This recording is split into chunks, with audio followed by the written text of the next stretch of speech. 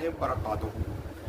मैं हूं professional astrologer Naeem Rahman Siddiqui. शर्फ़ कमर कौन सी डेट पर होने जा रहा है, इसका कितना तरानिया होगा, मैं यहाँ पर आपको वेस्टर्न हिसाब से बताने जा रहा हूँ। दुआओं की कबूलियत का ये एक ख़ास वक्त है। अगर आप कोई ज़रूरी और ख़ास काम करना चाहते हैं तो इस टाइम से बेनिफिट उठा सकते हैं। अगर आपके पैदाइशी जायचे में इस वक्त असेंडेंट का माल एक सीधी हालत में है, तो अगर आप जो भी काम करेंगे आपको 100% रिज़ल्ट मिलेगा।